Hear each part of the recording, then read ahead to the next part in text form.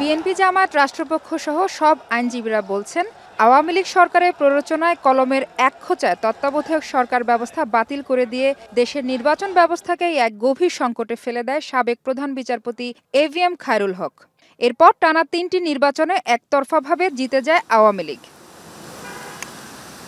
৫ August Sheikh Hasina সরকার পতনের পর তত্ত্বাবধায়ক সরকার ফেরাতে আপিল করে বিএনপি জামায়াত সহ একাধিক পক্ষ। ১০ কার্যদিবসের শুনানি শেষে মামলার রায়ের জন্য ২০ নভেম্বর দিন ধার্য করেন প্রধান বিচারপতির নেতৃত্বাধীন ৭ সদস্যের আপিল বিভাগ। ওই পিটিশনের উপরে শুনানি হয়েছে এবং বিচারপতি ঘোষণা করেছেন যে এই পিটিশনের উপরে যে হিয়ারিং হয়েছে অ্যাকর্ডিংলি তারা যথাযথভাবে শুনেছেন এবং আগামী ২০ নভেম্বর জাজমেন্টের দিন ধার্য করেছেন। শুনানিতে সব পক্ষই ত্রয়োদশ জাতীয় সংসদ নির্বাচন অন্তর্বর্তী সরকারের অধীনে করে পরের নির্বাচন থেকে তত্ত্বাবধায়ক সরকার ব্যবস্থা কার্যকর করার দাবি জানান।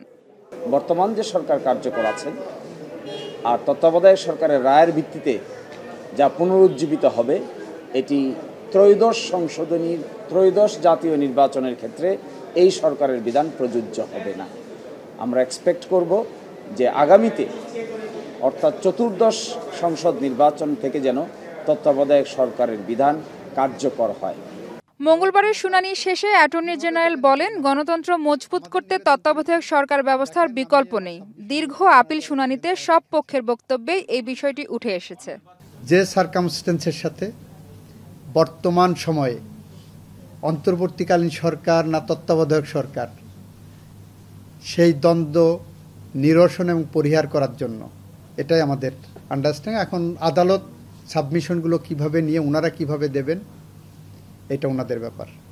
সংবিধানে ত্রয়োদশ সংশোধনীর মাধ্যমে তত্ত্বাবধায়ক সরকার ব্যবস্থা সংযোজিত হয়। এই সরকারের অধীনে হওয়া ৩টি নির্বাচন দেশে বিদেশে গ্রহণযোগ্যতা পায়।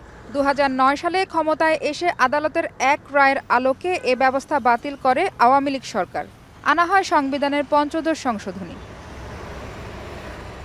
মাহফুজা বৃষ্টি, এখন, ঢাকা।